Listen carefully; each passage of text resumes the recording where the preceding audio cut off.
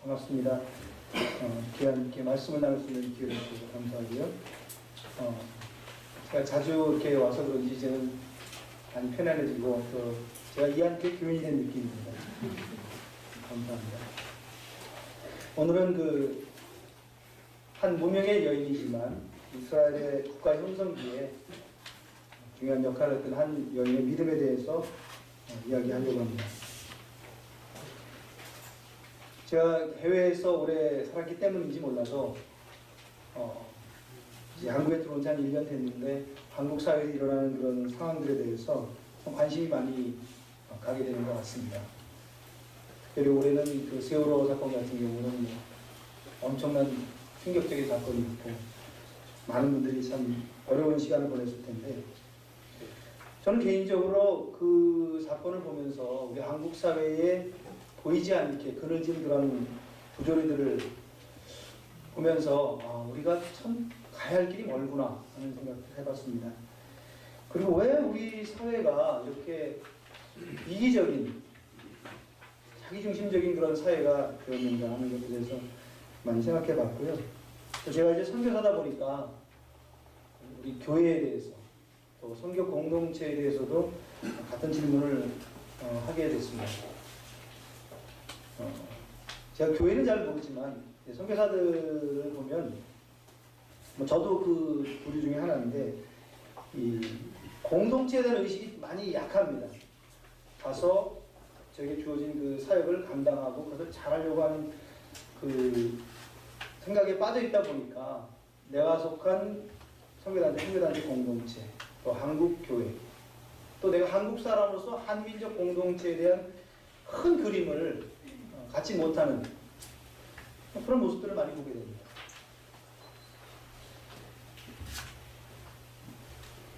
그런데 저는 공동체에 대한 의식, 또 한 그 공동체의 역사를 바라보는 역사의식이 없을 때 과연 그 공동체가 건강하게 갈 수 있겠는가, 그리고 내 그 공동체에 속한 나는 건강하게 갈 수 있겠는가, 이런 질문을 해보게 됩니다. 제가 자녀를 키우는 입장에서 우리 자라는 아이들도 이제 그런 관점을 봤을 때 참 심각한 질문이 됩니다. 내 아이가 자기가 속한 공동체, 그것이 한민족이 됐든 한국 교회가 됐든 그 공동체 안에서 역사의식을 가지고 그 공동체를 위한 헌신의 마음이 없는 아이라면 과연 그 아이가 그 공동체에서 지도자가 될 수 있겠는가? 저는 불가능하다고 봅니다. 자기가 속한 공동체에 대한 희생의 마음이 없는 사람을 누가 지도자로 인정하겠습니까? 그래서 저희가 저희 GMP에서는 올 여름에 이제 선교사 자녀들 많은 숫자는 못하고요. 12명. 그 다음에 탈북자 세터민 아이들 12명 해가지고 24명들이 역사 캠프를 한 일주일 하려고 하는데요. 제가 이것을 하자고 주장하는 이유는 전문가분이 이제 헌신을 하시긴 했지만은 우리 선교사 자녀들이 역사의식을 갖지 않는다면 이 아이들이 아무리 재주가 있고 여러 개의 언어를 하더라도 공동체에 유익이 되는 그런 지도자가 될 수 없겠다. 그런 생각을 하게 되면서 저희들이 그걸 준비하려고 했는데 아마 이것은 선교단체뿐만 아니라 교회를 향한 하나님의 그 질문이라고 생각합니다.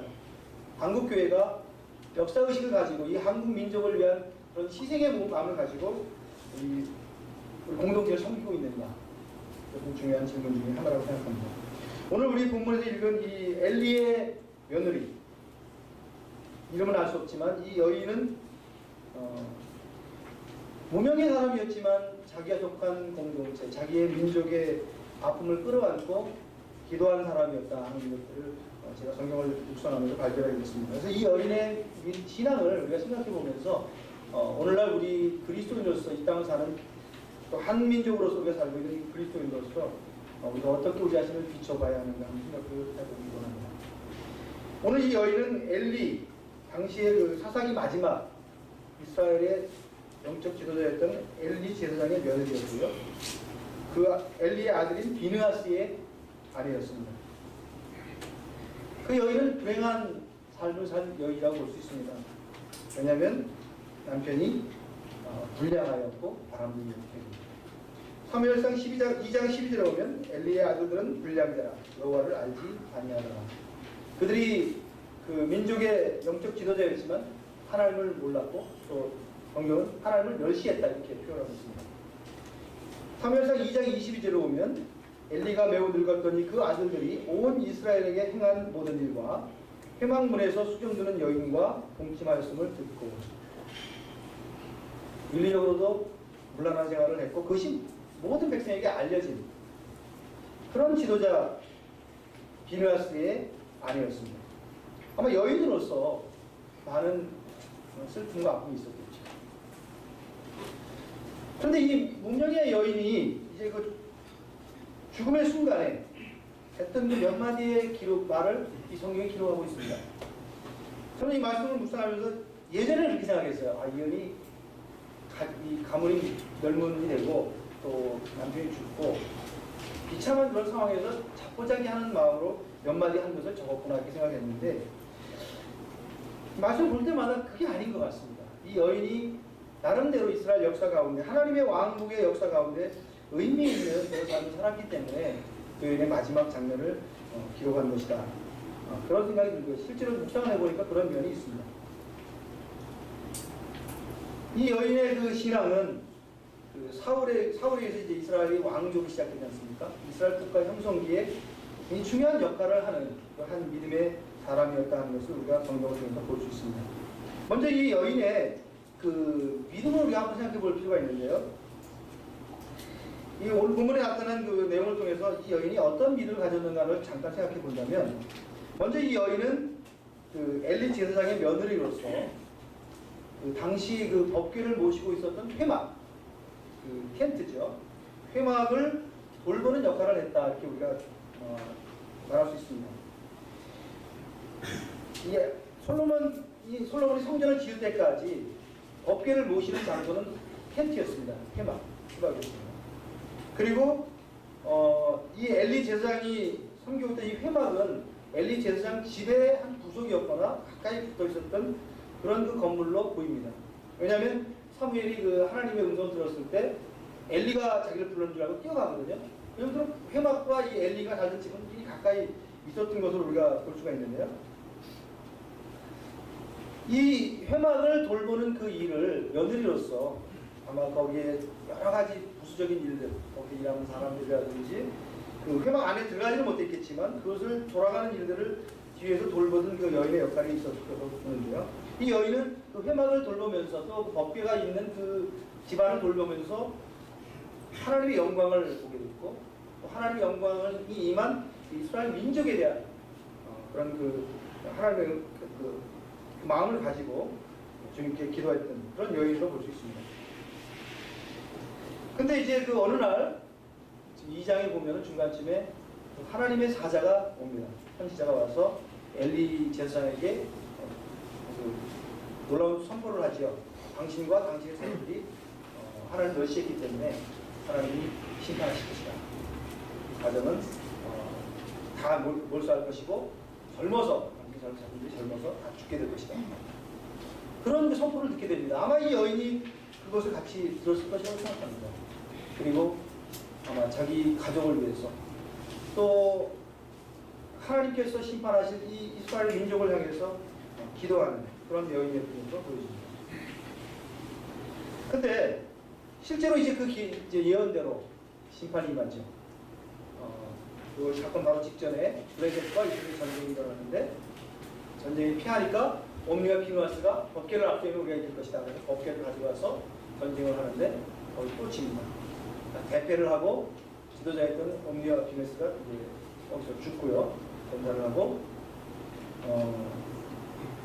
지금 법궤도 블레셋에게 뺏기는 일이 벌어집니다. 그리고 그 이 소식을 듣고 당시 이스라엘 전체 지도자였던 엘리가 이제 직사를 했습니다.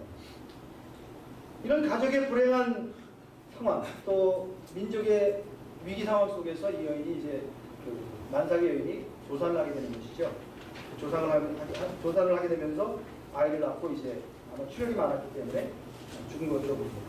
그 죽음 앞에서 이 여인이 한 몇 마디를 여기 기록하고 있습니다. 20절에 보면 이렇게 말합니다. 죽어갈 때에 곁에 서 있던 여인들이 그에게 이르되 두려워하지 말라. 뭘 두려워했겠어요? 내가 출산하는데 아이가 죽었을까봐 두려워했겠죠. 근데 이제 도와주던 여인들이 아이가 건강하게 잘 태어났다. 두려워하지 마라. 그 말을 여기서 했는데 이 며느리의 태도를 여기서 적습니다. 하되 그가 대답하지도 아니하며 관념하지도 아니하고 관심이 없었어요. 그 여인들이 네 아이를 나도 건강하게 태어났으면 걱정하지 마, 두려워하지 마 이렇게 얘기했지만 이 여인에게는, 이 며느리에게는 그 음성이 들리지 않았습니다. 왜냐하면 그 관심이 다른 데 있었기 때문에. 하나님의 영광에 떠나는 그 이스라엘 민족에 대한 그런 마음이 있었기 때문에 자기 아들이 자기 자녀의 출생에 관심이 없었던 것이죠. 그러면서 이 여인이 이야기합니다. 그 아들에 대한 것 응답하지 않고 이르기를 21절에 보면 영광이 이스라엘에서 떠났다. 그건 중요한 게 아니야. 나는 이 민족 가운데 하나님의 영광이 떠난 것이 너무나 슬퍼하는 그런 고백을 여기서 하고 있습니다. 그래서 놀라운 것은 그 말 직후에 자기가 낳은 그 아들의 이름을 지어줍니다. 이름이 이가봇이라고 지었죠. 영광이 떠났다. 그런 의미입니다. 영광이 떠났다. 저는 예전에 이 이름을 이 여인이 너무나 낙심이 되고 좌절감이 쌓여서 그냥 아들에게 그냥 이름을 그냥 그렇게 지어줬구나 그렇게 생각했는데 그건 말이 안 됩니다. 우선 자기가 죽어가면서 그 아들에게 이름을 지어준다는 자체도 정상적인 상황은 아니고요. 자기가 죽어서 이제 고아처럼 자라야 할 그 아들을 향해서 그런 저주스러운 이름을 줄 어머니가 어디 있겠습니까? 저는 오히려 이가봇이라는 이름을 주면서 이 여인이 거기에 담았던 의미는 하나님의 영광이 이스라엘을 떠났다는 것들을 사람들에게 상기시켜주기 위해서 그 이름을 지었다고 생각합니다. 이 아이의 이름을 부를 때마다 그래 우리가 좀 범죄 때문에 우리가 하나님을 멸시했기 때문에 하나님 영광이 떠났지. 이 영광을 회복해야지 하는 그 간절한 자기의 소망을 아이의 이름에 담아서 전달해줬다고 생각합니다.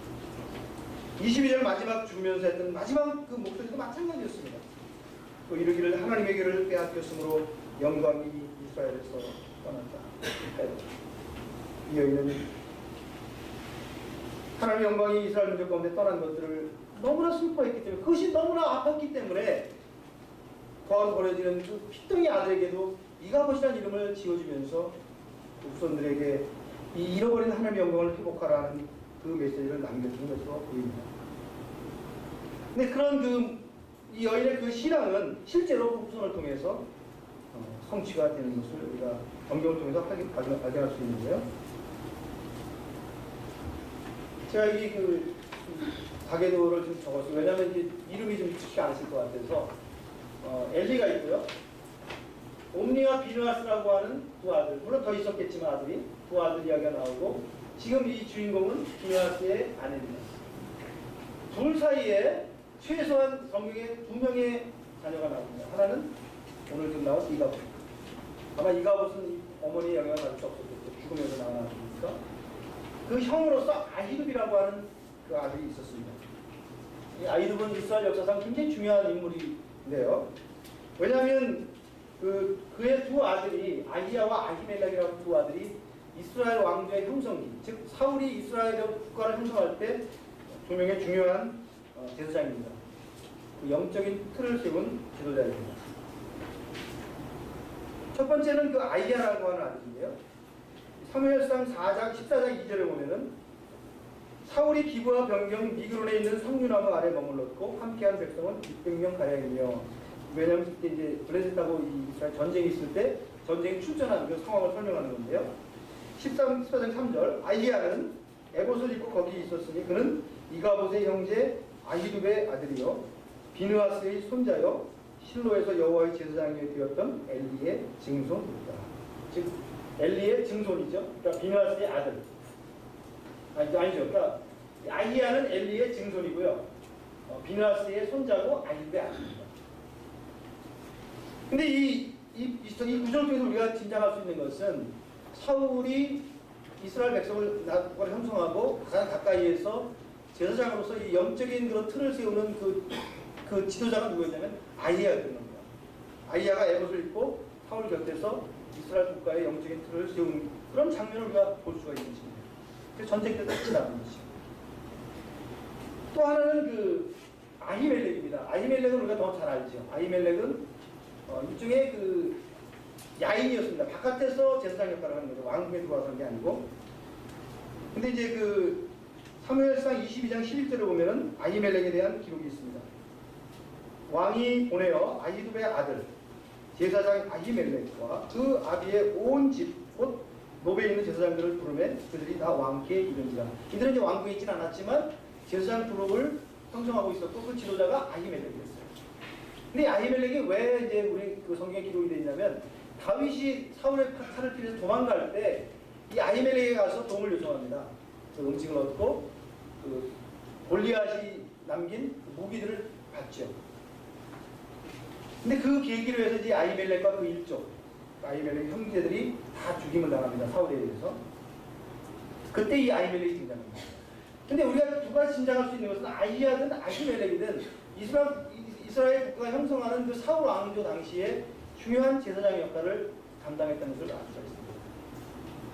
그리고 그것은 오늘 이 여인의 손주였습니다.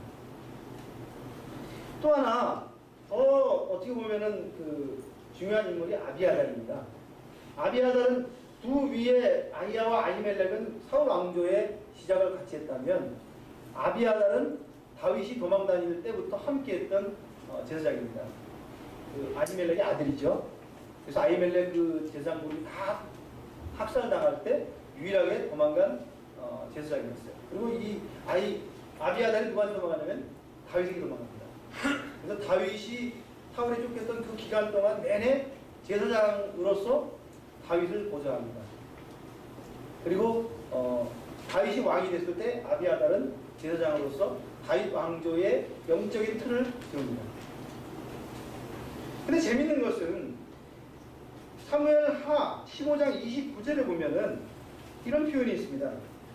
당시 그 다윗 왕조의 중요한 영적인 지도자로서 역할했던 아비아달에 대해서 이렇게 기록하고 있는데 사독과 아비아달이 하나님의 궤를 예루살렘으로 도로 메어다 놓고 거기 유하니라. 무슨 말씀이냐면은 이 옴리와 비누았을 때 법궤를 뺏기고 난 다음에 이 법궤는 더 이상 이스라엘 역사의 주류에서 벗어나 있었습니다.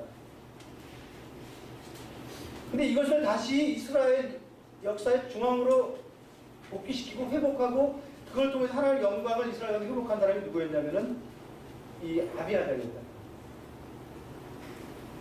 근데 이 아비아달이 누구의 증손이냐면 지금 오늘 이 주인공 여인의 증손이었어요. 저는 이 말씀을 읽는데 전율을 느꼈어요. 이름 없는 이 여자.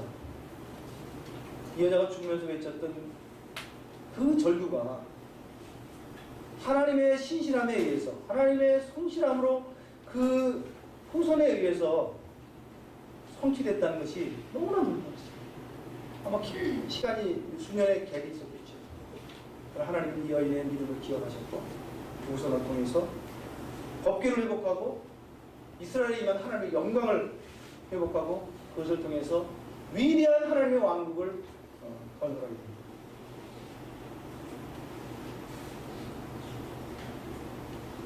여러분은 어떻습니까? 여러분은 그런 하나님의 한 간절한 그 소망이 있습니까? 하나님 영광을 우리 가운데 이 민족 가운데 우리 교회 가운데 회복해 주십시오 하는 그런 절규가 있습니다.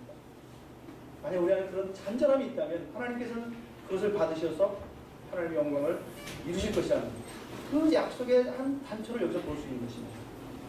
근데 재미있는 것은 이 엘리 며느리의 신앙은 또 다른 한 사람의 영적인 지도자에게 전달되었을 가능성이 있습니다. 성경에는 정확히 나와 있지 않지만 우리가 추정할 수 있는 그 상황이 하나 있는데 그것은 사무엘입니다.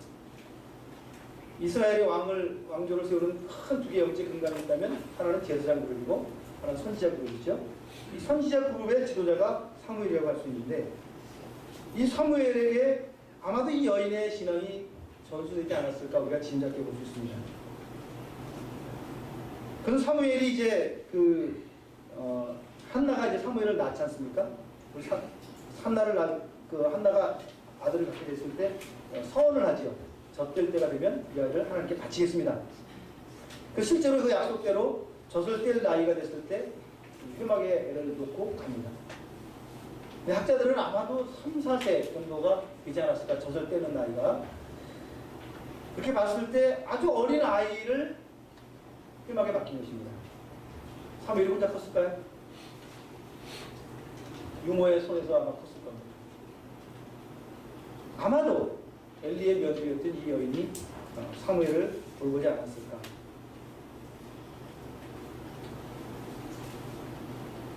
이 여인의 신앙은 보이지 않게 이 사무엘에게 전달됐을 가능성이 높습니다.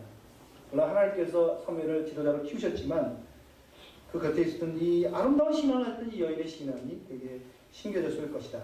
이렇게 짐작해 볼 수 있는데요. 그러면서 이 사무엘이 이제 지도자가 되어서 이스라엘의 영광을 회복하는 그 놀라운 그런 역할을 또 감당하게 됩니다. 아마도 지금 여기 아히둡이라든지 그 자녀들인 아이야, 아히멜렉, 사무엘과 아히둡의 나이 차이가 얼마나 되는지 모르겠지만 같은 공동체에서 성장하는 일정 기간 같이 지냈을 가능성이 높습니다. 그렇기 때문에 이스라엘 국가 형성기에 이들이 지도자로서 서로 보이지 않게 보이게 협력했을 가능성이 굉장히 높은데, 바로 그 중심에 이 여인의 신앙이, 여인의 하나님을 향한 간절한 기도가 있었다는 사실을 위로 짐작할 수 있습니다. 이사야 60장 22절에 보면 이렇게 말합니다. 이 작은 자가 천을 이루겠고 그 약한 자가 강국을 이룰 것이다. 때가 되면 나 여호와가 속히 이루리라. 작은 여인, 이름도 모르는 여인이었지만 그가 하나님을 향한 간절한 소망을 가지고 하나님 앞에 섰을 때 하나님 그를 사용하신 것을 볼 수 있습니다. 어쩌면 우리도 분명히 이 여인처럼 보잘것없는 그런 한 사람일 수 있어요. 그러나 중요한 것은 여러분들이 하나님 앞에서 이 민족의, 내가 속한 공동체의 하나님의 영광이 회복될 것을 절규하면서 기도하고 있는가. 그것이 아마 우리에게 던진 질문이라고 생각합니다. 근데 제가 최근에 신문 기사를 읽으면서 우리 한국 교회 안에 초기에 이런 여인들이 우리 안에 있었기 때문에 한국 교회가 여기까지 온 것이다 하는 것들을 제가 발견하는 사례가 있었어요. 그래서 이거 안중근 의사의 어머니에 대한 이야기인데요. 안중근 의사의 어머니는 조 마리아라고 하는 분이었는데 독실한 신앙인이었다고 합니다. 그래서 안중근 열사도 그런 신앙으로 이렇게 이제 키웠던 것 같은데, 안중근 의사가 이제 그 한국을 침탈을 주도한 이토 히로부미를 저격하지 않습니까? 그래서 체포되고 난 다음에 재판에서 1심에서 사형을 언도받았습니다. 1910년 일인데요. 그때 안중근 의사는 굉장히 고민을 했다고 합니다. 노모가 계신데 노모가 살아계신 상황에서 내가 먼저 죽는 것이 불효가 아닌가. 그래서 어떻게든 내가 조금 더 생명을 연장해서 어머니보다 먼저 죽는 그런 불효를 내가 하지 않아야 되겠다. 그래서 항소를 고민하고 있었다고 합니다. 그때 어머니 조마리아 여사가 편지를 아들에게 보냅니다. 편지 내용이 읽은데요. 내가 만약 늙은 어미보다 먼저 죽는 것을 불효라 생각한다면 이 어미는 웃음거리가 될 것이다. 너의 죽음은 너 한 사람의 것이 아니라 조선인 전체의 공분을 짊어지고 있는 것이다. 내가 항소를 한다면 그것은 일제의 목숨을 구걸하는 짓이다. 내가 나라를 위해 이에 이른즉 땀만 먹지 말고 죽으라. 옳은 일을 하고 받는 형이니 비겁하게 삶을 구하지 말고 대의에 죽는 것이 어미에 대한 효도이다. 아마도 이 편지가 이 어미가 너에게 쓰는 마지막 편지가 될 것이다. 여기에 너의 수위를 지어버리는 이것을 잊고 가거라. 천국에 대한 소망이 있는 분의 편지라고 생각합니다. 그리고 천국에 대한 소망이 있기 때문에 이 땅 가운데서 대의를 위해서 기꺼이 목숨을 내어놔라. 그렇게 말할 수 있었던 것 같습니다. 바로 이런 신앙인들의 그런 결단과 헌신이 있었기 때문에 저희같이 한국교회가 이렇게 있지 않았는가 그렇게 생각합니다. 또 그분들이 그런 희생적인 삶을 살았기 때문에 한국교회가 존경을 받고 신뢰를 받고 많은 지도자들을 이 한국교회가 배출했다 이렇게 생각합니다. 참 안타까운 것은 수십 년이 지난 이후에 한 100년 됐네요. 제가 이런 그 신앙의 선배들의 전통을 잃어버렸다는 것이 참 너무 안타깝습니다. 한국 사회가 교회를 향한 존경을 내려놓고 비난과 비판으로 일관하고 있는 이런 것이 우리가 보는 현실입니다. 이 조마리아 여사처럼 또 이름도 없는 이 여인 엘리의 며느리처럼 또 그 어머니의 신앙을 받아서 지도자들을 키워냈던 이 아이들의 아버지처럼 하나님의 영광을 회복하라고 외친 그 외침 앞에 응답하는 사람들이 많아질 때 교회가 하나님의 영광을 회복하고 또 교회가 이 민족을 짊어지는 지도자로서 역할을 회복하려고 생각합니다. 사울 다윗의 이 이스라엘 역사는 지금도 반복되어야 한다고 생각합니다. 한국 사회에 한국 교회가 그 명예를 회복할 때, 그 영광을 회복할 때 하나님께서는 이 민족을 다시 한번 사용하실 것이다. 그런 소망을 갖게 됩니다. 제가 오늘 아침에 오면서 기독교 방송 설교를 들었는데 북한 선교에 대한 이야기를 하셨어요. 북한은 우리에게 남아있는 마지막 선교지다. 한국 교회가, 한국 사회가 감당해야 된다. 그런 말씀이셨는데요. 제가 그 말씀을 들으면서 참 마음이 뜨거워졌어요. 그렇습니다. 하나님, 한국 교회를 다시 살리셔야 됩니다. 한국 교회 가운데 하나님의 영광을 다시 회복하셔야 됩니다. 왜냐하면 북한에 서 있는 영혼들 때문이라도 다시 한번 예배에 기회 주십시오. 그리고 그들을 회복해서 그들과 함께 하나님의 위대한 영광을 우리가 다시 한번 선포하는 때가 올 수 있도록 우리의 기회를 주십시오. 제가 기도하면서 왔는데 아마도 이 여인의 신앙을 우리가 다시 회복하면서 그러한 역할들을 해야 할 때가 곧 오지 않겠나 생각합니다. 그리고 우리 자신뿐만 아니라 그것은 우리 다음 세대를 위한 우리의 태도가, 우리의 투자가 되어야 된다는 것이죠. 저는 이 한 교회를 생각할 때마다 참 감사합니다. 제가 많이 자랑해요. 교회 규모가 그렇게 큰 것은 아니지만 다음 세대를 위해서 기꺼이 투자하고 그 지도자를 키우기 위해서 정말 교회의 모든 것들을 집중하는 그런 교회로서 제가 이해하고 있고요. 지금 이 시간에도 우리 신 목사님 그 아프리카까지 가셔서 젊은이들 데리고 다음 세대를 위해 투자하는 교회. 저는 이 학교에 이런 아름다운 모델들이 한국 교회에 퍼져나가서 교회들이 그냥 우리가 잘 먹고 잘 사는 게 아니라 국가와 민족을 위해서 또 하나님의 백성들을 위해서 기꺼이 희생하는 그런 역사의식을 가진 지도자를 키워내는 교회. 그리고 더 나아가서 여기 북한을 품고 세계를 품는 그런 교회로 변화될 수 있도록 우리가 나가야 되지 않겠는가 그런 생각이 들고요. 이 여인의 신앙이 그런 일을 우리에게 주는 한 도전이라고 생각합니다. 여러분 삶 속에 이 여인의 그런 도전이 다시 드러날 수 있기를 바랍니다. 같이 기도하겠습니다.